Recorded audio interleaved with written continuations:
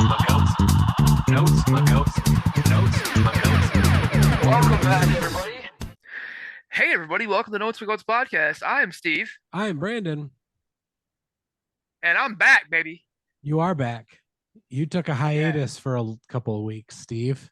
Only 2 weeks I was gone. This happened to be the same night you recorded the same podcast, and It's shit went true. down. Yeah. But I had to remind everybody this is the second week that I'm back. I'm still here. All You right. didn't get rid of me. No, I couldn't get rid of you. It's not like I haven't tried, Oh, man. but it's I mean, if you have to get rid of me, you can't review hip hop anymore. I can't review a lot of things anymore. So yeah. 100%. And So, I can't how's get it going, away dude? with I can't get away with half of the jokes that you say because I'm the good side of things over here. The more wholesome. Yeah, we had a conversation today about our dynamic, and friend of the Yeah. podcast, Darius Stowers, reached out to us and said, "Hey guys, I got a something for you." And Brandon said, "Uh-oh, tell me more." And I said, "I'm in. Let's go." Yeah, exactly. And it was like immediately it clicked in my head. I'm like, "Wait a minute. Yup, that's why we're good together." Because That's Brandon's why like, we're good. "Slow the fuck down. And I need more Steve's like, I'm gonna information." jump And I'm off just a like, bridge. I don't care if there's just you got? land at the "What bottom. am I wearing clothes? We good? Let's go." Well, even if you weren't, That's- you'd still do it because you said that you would jump in. So Yeah, you're not wrong. Okay. I mean, Yeah. you're really not, unfortunately. I mean, Right. my moral compass is very low. Yep. So, Brandon, we talked about me being somewhat naked. We've already talked about me being back. Yep. Yeah, that happened. That happened a minute ago. Yeah. And it's a Friday, It is a Friday episode, Steve. and the concept of me being somewhat naked actually goes along with some of our concept we're going to be talking about today, I think. What? Unfortunately, you didn't listen to the album, I don't think. Oh, well, no, I did, but apparently not close enough. Yeah, you missed some things. So Brandon, who are we talking to today? Well, before we get into what we're talking about, you're right, Steve. I said, who are we talking? I know who are we talking to? Absolutely. So, guys, this feller reached out on our podcast page a long ass time ago, and Steve and I both dropped the ball, and we're like, imagine that. right, exactly, which sounds typical. And so we're like, whoops. This guy was in our DMs for a long time and we ghosted him, and that's unintentionally ghosting, which is just me every day when I wake up and walk outside. I'm so incredibly white that I just unintentionally ghost people. So dumb. Any of the stupid joke, guys. It's fine. It's late when we're recording. On that note, guys, please welcome to the podcast, filmmaker and podcaster of There Will Be Duds. Guys, give it up for Nick Lancaster. Nick, welcome to the podcast. How are you, bud? I'm good. Thanks for having me. Yeah, I sent that DM. I think I saw a post where you guys said something about you were scheduling episodes, and he's like, hey, if you want to be on the pod. And I sent the DM, and I saw the little like red profile dot show up. Yeah. And then I was like, all right. Asked and answered. No. Understood. He went busy. Oh, damn it. Although it's probably like 11 o'clock at night when I sent the DM because I'm up late all the time. So it very well could have been someone like, oh, what is this? Set the phone down and then. That was me probably because I'm like, it was 4 a.m. So I'm notorious to like read a text, answered my head, and then be like, yep, anyway, keep on working. I answered that for sure. Absolutely. Yes. They'll definitely understand that I read that message and replied. Yeah. No, I totally get it. I totally get it. But here we are. You're on the podcast. We got it all figured out. We did it.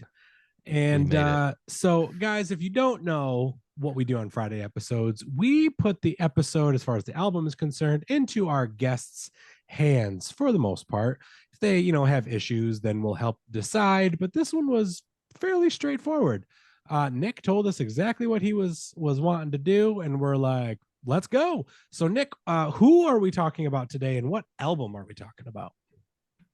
All right. So when I was picking out the artist and album, I was scrolling through your episodes, and I was like, all right, I don't see him. I'm gonna do it. So we were talking about Frank Zappa And the album that we were talking about is Overnight Sensation from 1973. Yeah, we are. It's really funny too because our goal this year was to add more like classic 60s, 70s, and 80s rock in, and like Oh, you were like Zappa, and I was like, well, that could go a lot of ways. Okay, yeah, there's um, three very distinct decades of his yeah, music. okay, let's see what That's happens. And you gave us this one, and I was like, haven't heard that one yet. Interesting, and I Yeah. checked it out, and whew, I can't wait to talk about this one. So yeah. I did some research on Frank, and there's a lot here on Frank. But Frank Vincent Zappa, American musician, band leader, songwriter, and composer. Um, his work is actually characterized by nonconformity, free-form improvisation, sound experiments, music virtuosity, and satire of American culture. It's a lot of big words for you, Sounds Steve. about right. Basically, this dude didn't take shit serious at all. Yep. At all, which is hilarious. He was active from 1955 to 1993. He did pass away December 4th of 93, but was really active almost right up until he passed away. Mhm.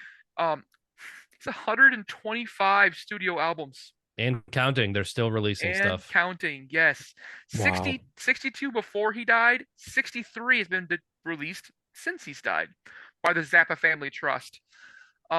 Several of his albums were in the top 50 on the Billboard chart. Only one album did reach the top 10, which happens to be the album that happened right after this one, called Apostrophe.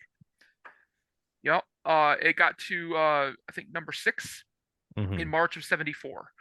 In 2022, we talked about Zappa still the Trust still releasing albums. The Zappa family actually did sell the entire catalog of his music to Universal Music for $25 million. Wow. He's I'll had sell my 9 entire Grammy music catalog nominations. to Universal for $25 million. There's so much still. They haven't even released. They still have so much to release that he Oh, stuff I he's done. can imagine. Yeah. So 9 Grammy nominations. He's got 2 wins plus a Lifetime Achievement Award in 1998. Just give it to him 5 years after he died. Inducted in the Rock and Roll Hall of Fame in '95 after being rejected twice while he was alive. Tried to get in 2 times while he was still kicking. They were like, nope. '95, they got him in finally. In 2001, Rolling Stone rated Frank its 22nd greatest guitar player of all time. A couple artists that do give him credit for being an inspiration to them, and some heavy hitters here: Alice Cooper, Black Sabbath, Paul McCartney, and mostly for Sgt. Pepper. Mhm. Sgt. Pepper was a Frank Zappa love child. Jimi Hendrix, System of a Down, Dr. Demento, who's amazing, and Weird Al. All credit Frank for their kind of their vibe here. Dr. Demento and Weird Al, like part and parcel, same person. Not the same Yeah. person, obviously, but same thing there. Right. Now, among others, there's so many others, including pretty much every major guitar player you've ever heard of. Count Frank Zappa as an influence on them. Now, there was some fun stuff here about him that I wanted to bring up. Did you know there's been multiple things named after him? Yes. I think there's a spider. There's a spider, which is in Belgium, because the rear end looked like Zappa's mustache. A species of goby fish from New Guinea, a jellyfish species, and an extinct mollusk that was found in the desert of Nevada that apparently looked like his mustache as well. Yeah. And let me see. August 9th in Baltimore is recognized as Frank Zappa Day for his contributions to the city in defense of the First Amendment. Yes. And then the most Zappa thing I could find that made me laugh for a very long time. There's a bacterial gene that's named after Frank Zappa that is known to cause urinary tract infections. I wonder if Named after that's like a "Don't eat the yellow snow" thing.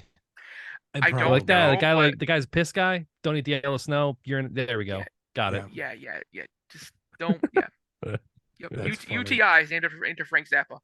Um, on his Hall of Fame there. I love it. So listening to this music, I actually was very surprised by this statement, but he was not a huge fan of drug use. Um, Correct. it was a but was a bigger detractor of the war on drugs. He Okay. actually believed in his time that the U.S. Treasury would benefit from decriminalization and the regulation of drugs.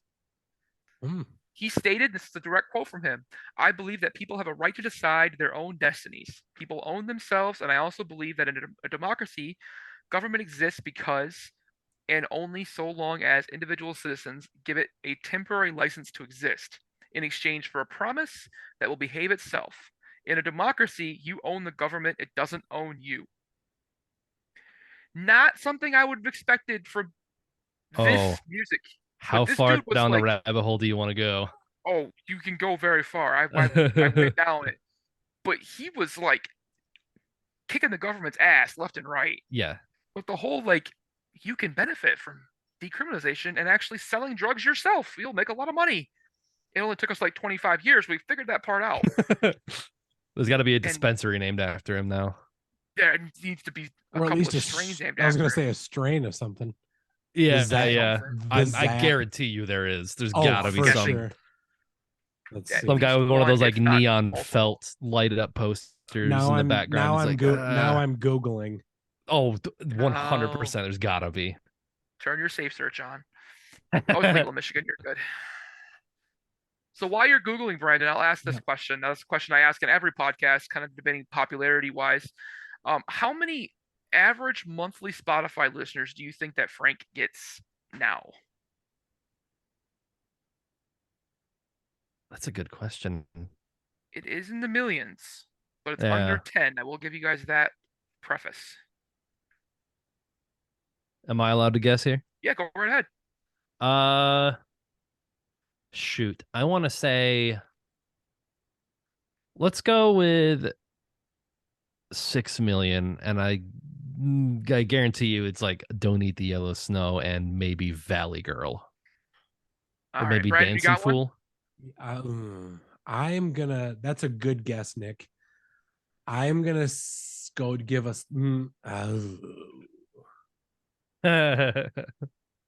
We'll go the lower. We'll go 4.5 million.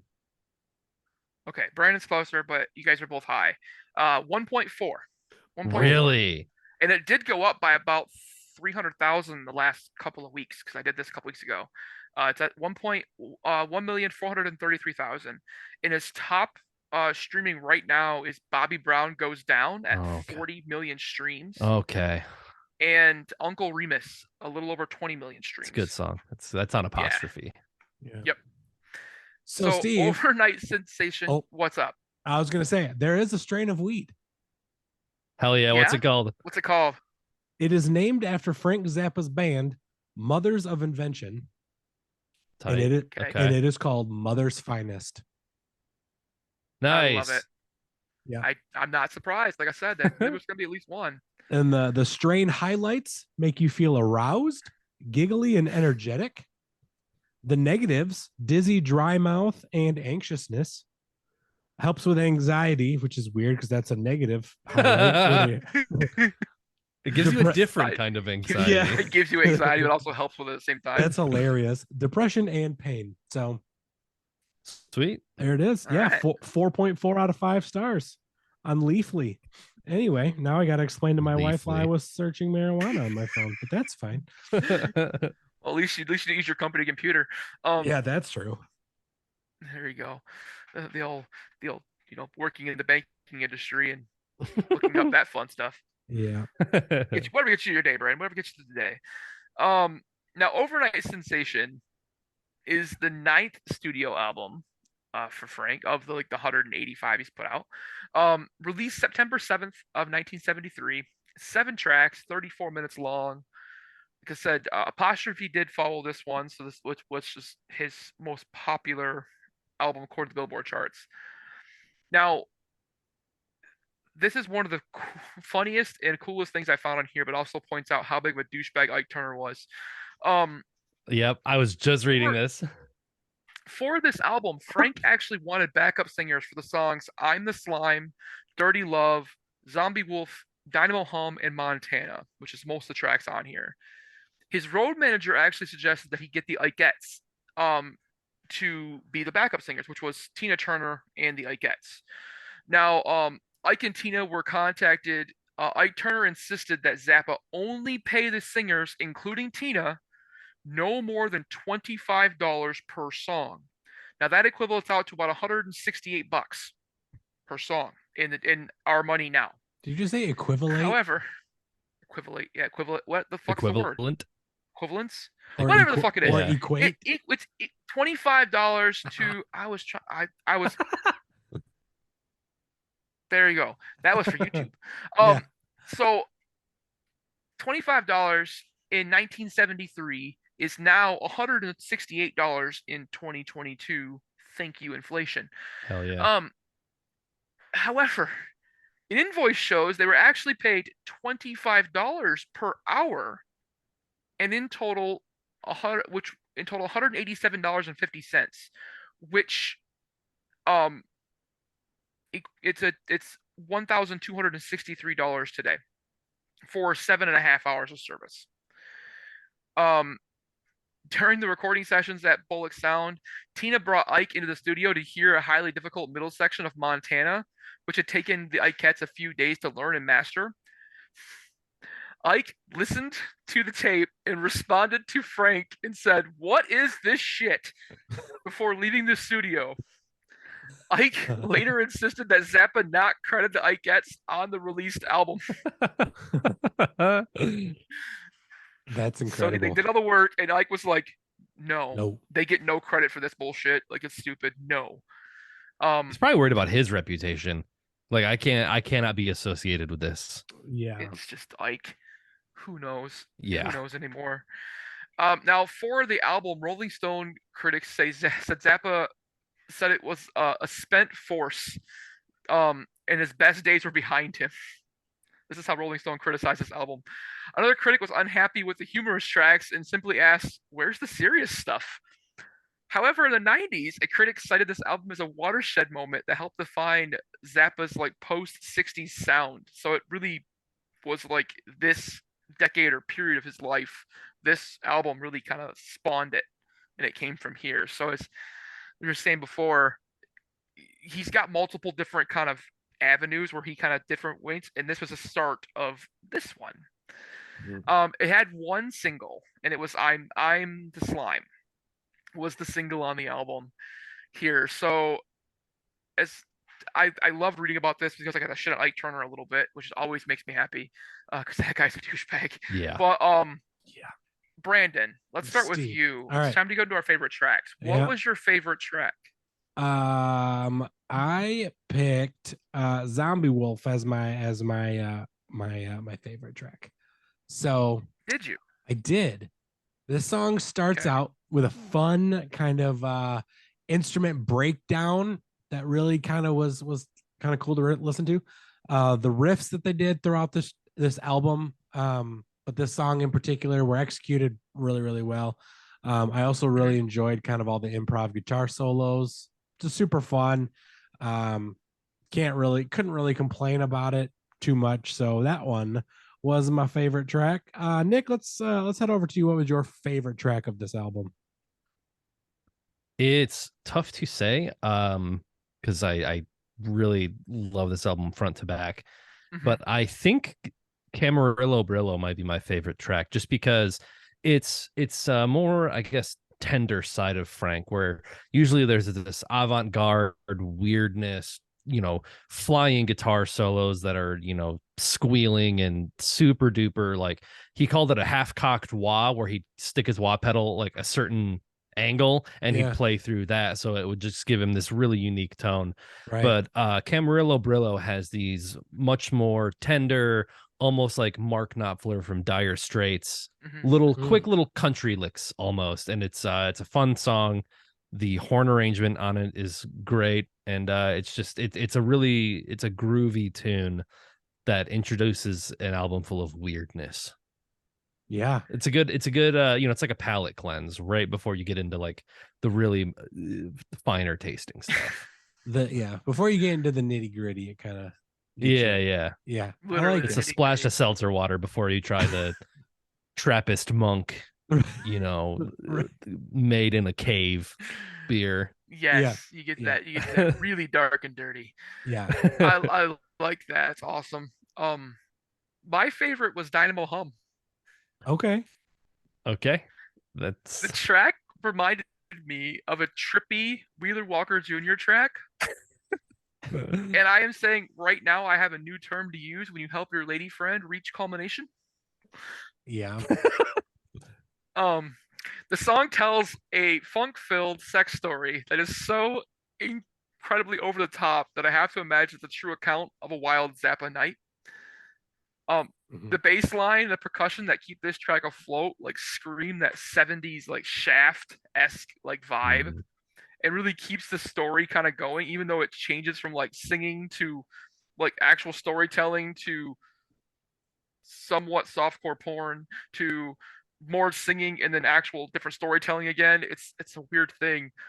I will tell you this track is worth to listen to, but definitely wear your earbuds the first time you check it out because it's not safe Yeah. for most ears, I would say. Um, 100%. even your teenagers will find it fun on this one. But I was just Yeah. like, yeah, that's did he just yep, they just said that. And he yep. Sure did. What I do you guess mean, 40 bucks is 40 cooties? bucks. No cooties on Yeah, me. right. There's no cooties on me. Oh, I died when I was just like, no. God no. So, so this, I mean, songs like Dynamo Hum, a lot of, I would say, especially for me, a lot of people who get introduced to Frank are usually from a dad or a libertarian uncle with like the kind of, he's a bald guy with a ponytail. That those are the guys that you see at like Dweezil Zappa shows when he's playing his dad's music. Yeah. But songs like Dynamo Hum, you said Bobby Brown was like the number one Yep. song on Spotify. Don't Eat the Yellow Snow. He has a lot of like humorous songs like that, which I think lead a lot of people to think of him as a sort of like novelty artist, like a Yes. Weird Al. Like, oh yeah, Mhm. he's the Don't Eat the Yellow Snow guy. Mm-hmm. Yeah. And if you listen to like literally any other track on the album, there is just such a high level of musicianship involved, which is like you mentioned him like not being on drugs. He wouldn't let his band be on drugs. Mm-hmm. Like he's like the music's too hard. They rehearsed for like 8 hours a day to get, because like there are some very very tight difficult passages to hit. Like Yeah. it's like you can't be inebriated or intoxicated in any way in order to hit these notes at all. You have Right. to like have like 9 hours of sleep, like make sure you're Yeah, well yeah, rested and Good hydrated because healthy you're going to be. breakfast. Yeah, You know, yeah. no, good I would hearty. agree. There's a lot going on here, and like Yeah. listening to it, you would think like you would like there's some extracurriculars going on because you're like, Yeah. man, this is what they're killing, what they're kicking out here, and to hear his take on drugs, and it's like, really, Yeah, this he's Mhm. like they the number don't one say. guy that you're like, what was he on when he wrote that? And it's like, no, he liked tobacco. He said tobacco was his favorite vegetable. Like he's a lifelong smoker. What was he on when he named his kid Dweezil? Like okay, you That did was what? Gail Zappa's pinky toe. Oh gosh, He called it a dweezil. He had a really, I mean, he had a really good quote for everything. But when because yeah, his kids are all named Dweezil, Moon Unit, Ahmet, and Diva. And when he was asked about why he named his kids such weird names, he responded with, "It's the last name that's going to get him into trouble." yeah, and it usually does. That's usually how you find out. Like you hear his last name, and you're like, oh, yep, Oh That yeah. guy. that guy, yep, there. That guy. So it takes a little bit of pressure off that last name. So Brandon, you ready Which to go after the first game here? I'm ready to go to our first game, Steve. It is time for the word association name game. Let's go. Let's play wine. Let's play wine. Word association and game. All right, guys. So if you are new to the I was going to say the word association name game. Well, if you're new to the word association name game or the Notes and Goes podcast, either way, hello. So the word Hi. association name game is I have taken 2 tracks from this album and I'm going to give either a word association or a phrase association or some sort of random clue to a specific song on this album. And Nick and Steve need to tell me what actual track title I am talking about. So, guys, I have picked 2 tracks.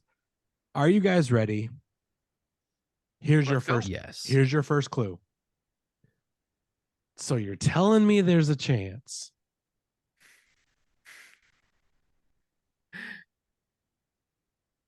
Oh, 50-50? Absolutely. 50-50. 50-50. Yep. Okay. Nailed it. Yep. I was gonna say he's gonna say no, and I'm like, what the fuck? No. Right. Okay. Yeah. All right. All I right. had to think about that one. That was good. Yeah, that was a good one. That one was kind of like my easy tee up. So here, this one might be Oh, a little great. bit. This one might be a little bit more difficult. So, number 41. Montana. Yes. Oh, Wow. That was okay. that's 41st when. state. That's Yep. good. I had to Google that one. That one actually took some. That actually took some time. Research. I had to research the word. So I had to research that wang. That's how that went. So, That first one you said that. well, you know. I have no comeback for that, Steve. Speaking of no comebacks, let's talk about those least favorite tracks on our on this album. I was gonna say on our album. I guess it is our album. I don't know. That's what we're talking Yeah, about today it is. So Nick, since you're the one that picked this album, did you have a least Yeah. favorite track or one that would be like your most skippable? Actually, I think Dynamo Hum would be my skippable one, only because I'm sort of over the novelty act ish thing, I guess. But I mean, I will say, even though Dynamo Hum is like a very sexual song, he does include a bit of his like kind of iconoclastic, like he was big on hippies and kind of, you know, taking the hippies to task. And there's a line in this song that's it's like one of the sisters is like, I gotta get into it before I get out of it. I can't get into it unless I get out of it. I gotta get out of it before I get into it. And he's sort of making fun of that hippie dippy, like, come on, man, I gotta get into it. And like Frank was very much against, he wasn't against that counterculture, but he saw it as phony. Mm-hmm. And so Okay. that's you know, that's a little bit of a jab that he makes in that song. So I like it for that reason. And like the musicality, it is great. That sort of thumping, funky like bass line with the drums. Like listen to this record with headphones on, Yes. and you will hear some of the like wild stereo choices that he makes. That it's really cool to listen to. Mhm. But you know, it's like I'm talking about my least favorite song, and I'm like, listen to it on headphones, it rocks. But Yeah. if I'm gonna skip one, that'll probably it, just because I've heard it a million times, and Sure. that's the one that my dad was like, oh, don't tell your mom you want to come listen to this song. And I was like, oh yeah, cool. Yeah. So yeah, that's All mine. right. All right. Steve, what about you, man? So I picked one that was kind of nitpicky for me. Let's make really quick here. I want to make sure I'm getting the singer right. I'm pretty sure it's him, but I wanted to make sure it was him. No, it is him. So I picked Dirty Love. Okay. And the reason I picked Dirty Love was 2 reasons actually. It is one of the shortest tracks. It's actually the shortest track on the album. And I felt like there could have been more music or maybe another verse to kind of push it a little further. I felt like the other tracks, especially in the last 4 tracks, were almost either over 6 minutes or just about 6 minutes long. He went a little bit jam band-esque and really added some more like music punch to all of those songs. And I felt like this one, I really loved the music. And it was deep. It had that like a nice groove to it. But it I was like, the only time I've listened to songs, it doesn't happen very often. I'm like, I want more of that, like that song. And usually I'm just like, wow, 3.5 minutes, that's great. And like 6 minutes, what the hell were you thinking? But the vibe on all of these tracks make me want more of it. And this one being the shortest one, I was like, okay. And the other reason I didn't like that like deep voice that he kind of put into like change the characters. It kind of threw me off. Yeah. It kind of sounded like he was trying to do like a blaxploitation kind of thing a little bit. And I was like, okay, dude, like I get it, it's the 70s, you can get away with that because it's the 70s. But what are you trying to come out here with? Like what's going on with this? Like what are you trying to come up Yeah. with? The song is well written. It's funny, and like I said, musically it's amazing.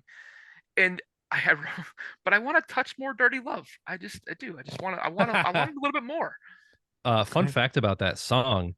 there's a part, I feel like it's about halfway through, where the Ikettes are, I don't know if it's like the poodle bites if they're singing that part or whatever, Yeah, but there's a jangling sound that you can mhm. hear in the recording, and it was the hoopy earrings of the Ikettes that they were wearing Really, at the time while they were doing their backup and it vocals, and picked the it up. microphone picked it up, and Frank liked it and kept it in the record. So if you listen Of to Oh, that course he song did. again and that's you hear like that okay. jangling sound, that's their earrings. That's awesome. No, Oh, I like that. I mean, I heard the sound, but I didn't know what it was. I Yeah, just Frank yeah, that's what it is. something silly. So, Brandon, did you have a least favorite? I did. And it's not a bad song, but I picked I'm the Slime as Interesting. my least favorite track. Now, I chose this one because I felt like with all of the eclectic tracks on this album, to me, this one seemed to be the most out there. Okay.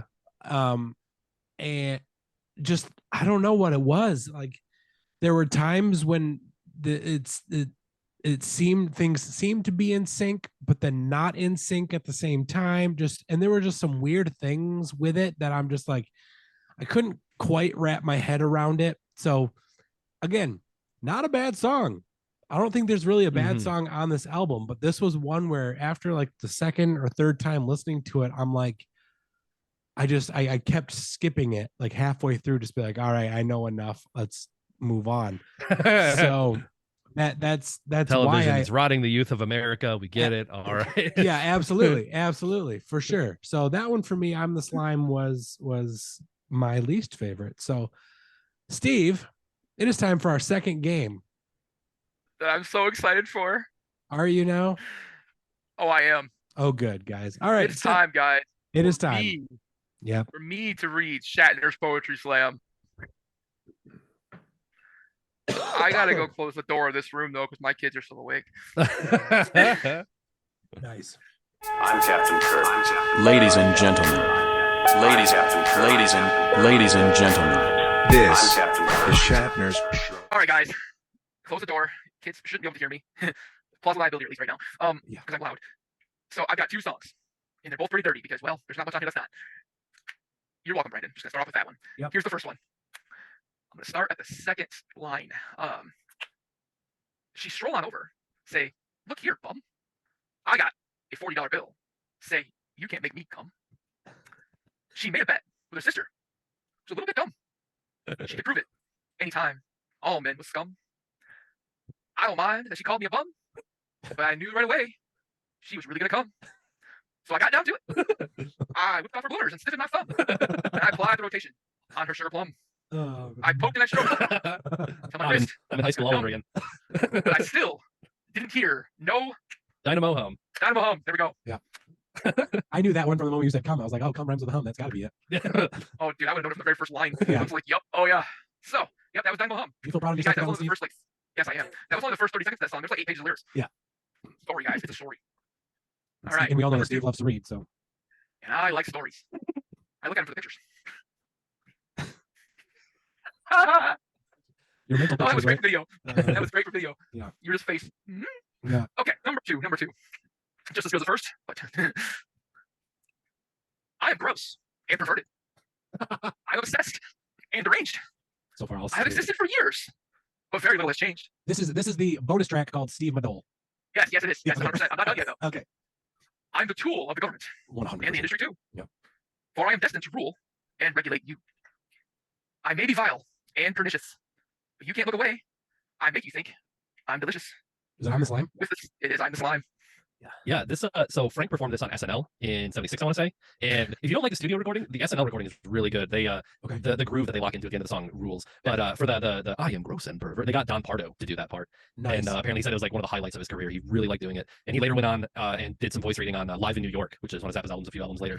But he played it on SNL, and like you see one of like when you're sitting in the audience, you have like little TV monitors like kind of above they like poured green slime down it, and like the band is going. It's really cool. He was banned from SNL though because he would mug up to the camera and like stare directly down into it, and I think he was just so weird. John Belushi was the only castmate who liked him. Everyone else was like, this guy's weird. He was in a Conehead sketch, I want to say, where he's like one of the Conehead daughter brings him in and is like, this is my new boyfriend. He's got like his hair on like pigtails or something. He's just really hamming it up, and I guess he didn't vibe with anyone except for John Belushi, who thought he was great. So Which makes a lot of trivia sense. for it. Makes perfect sense that Belushi was like, that's my guy right there. Yep. That's why Belushi was awesome. All right, guys. So that was an amazing game. I loved that. You're welcome, Yo, yes, thank you for that. Anytime I can read off very, very obscene lyrics and then be partly true to my life, I'm okay with that. Yep. It's like my self autobiography here. Yeah. I'm the slime. I am. I'm the slime. I got it. So it's time for us to get into our deep cuts. This album's only 7 songs long. It's kind of hard to find a deep cut, but you did find one. But these are tracks that get maybe overlooked a little bit, or something that stuck out to you. So Nick, I'll start with you again. Did you have a deep cut that was like something that you really loved? I think 50/50 might be my deep cut. I think because like all the other songs like Camarilla Brillo, I'm the Slime, Dirty Love, Montana, those are like live staples that you'll hear all the time. Like you listen to live recordings, it's very well tread territory. But 50/50 you don't hear as much. And I think it has one of my favorite violin solos from the French violinist Jean-Luc Ponty, who's on it. And there's like a really cool part where he blends, it's like his guitar solo ends and it sort of like crossfades into the violin, and it almost sounds like one continuous like transition from one instrument to the other. And I feel like it really shows the craft and how he recorded this, because he was a studio fiend. He recorded everything, like he spent most of his time in the studio. And so he, even for 73, a lot of the stuff he's doing on here is like very impressive. And I think the composition is pretty tight. The vocals are maybe a little alienating for some people. This Ricky Lancelotti guy, I don't know why I heard that he was just like a dude that he found on the street, because it's like I read up on his page and it's like he's had a career, but I wonder, because I read the Frank Zappa book and I feel like it references something about like he was just a dude hanging out outside the studio, and Frank said, do you want to come in and sing a few songs? And Zombie Wolf and 50/50 ended up being the songs that he came on. He just has this wild man voice that's very distinct. And 50/50 is a great track. A lot of good musicianship on it. That's my deep cut. I love it. So I was right there with you. I picked 50/50 too, because Nice. Me too. I actually Whoa, Hendrick. So I loved it because it was like, it gave me that James Brown vibe, but Ricky Lancelotti gave me that. It was James Brown with like a little Robert Plant like mixed into his voice. He's got all those crazy runs. And he was That's gonna be a great TikTok, Nick, if you just do it. Yeah, hell yeah.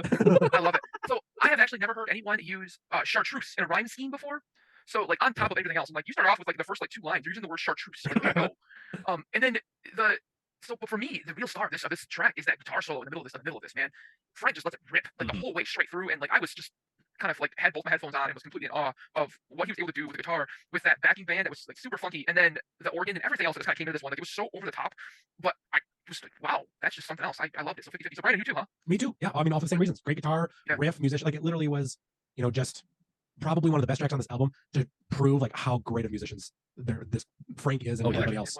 Just so good. So easy peasy, guys. Like that was it. 3 for 3. Nailed it. So nice. So Brandon, what was your final thoughts? Yeah, so final thoughts on this one for me. It's funny because my first sentence and my final thoughts, I was rereading them, and then after hearing the fact that they never were on drugs, makes my first sentence very hilarious. So I said this album is very eclectic and seems to be an auditory presentation of what a drug trip progresses as. I don't think you're wrong. Yeah, I would agree with that. Yeah. So this album it's not bad by any stretch of the imagination. It is out there, and I think that you either love it or you're gonna love it or you're gonna hate it. Like I don't think there's gonna be much in between. But musically, they know how to play the hell out of their respective instruments. Super good. Lyrics and songs are odd. We've kind of talked about it. Steve actually read lyrics. Again, you're welcome, Steve.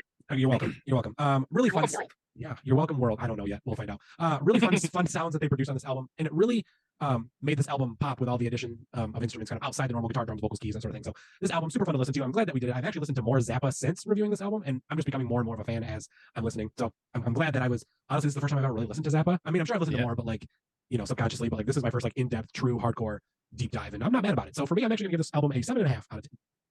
So Steve, what about you, bud? So I was familiar with Frank, kind of meaning the fact that I knew he played guitar. He was over the top, the eclectic rock star, 70s persona, and he had a couple of kids named Weasel and Ahmet. That was my Zappa knowledge up there. I was not prepared for the little onslaught of sound that came with this album. Like from the start, from the jump, you're just hit with like 18 instruments all of a sudden. What happened? But it all worked. It all fit. And the shit that this dude could do with guitar was just completely astounding. We think of amazing guitar players now, like the Tom Morellos, and the like that we're hearing right now. They can just rip. They came from this guy. Like they started here. He was the godfather of what they're doing now, and we're doing then. Like his contemporaries were like, yeah, what that guy did. That's how Steve Vai got to start in his band. Yeah, there's just so many other guitarists that have like tried to work with him, learn under him, just trying to learn things around him, like just absorb what they can absorb off of him when he was still living, because he could annihilate it, just going back and forth here. Lyrically, this could be seen as a comedy album. It could be seen as a Weird Al type album or Dr. Demento. Even though it's super lighthearted, the tracks all have some substance. Whether you want to share them with your children or you should share them with your children, you probably shouldn't share a couple of them or do it. Be that fun uncle. Do it. They'll appreciate it later. I enjoyed all of these songs far more than I actually was anticipating I would. I figured I'd find a couple. But I was like 7 tracks. All right, I'll probably find a couple that I like. And I loved them all. I loved every single track on here. Like I said, I wish I had more Dirty Love. Was only my only thing here. I'm gonna give this one a 7 though, only because there's only 7 tracks and I wanted more. So I it would wanted have more been, Dirty so 100. So realistically, it's like a 100. You gave it 100%. 7 out of 7, which is still 100%. Realistically, 10. Yeah, I would have Okay. given it a 10. 100% 10. But I give it a 7. It's only 7 tracks. Not one per track. Okay. I'm being petty, but and I totally get that being petty. Yeah.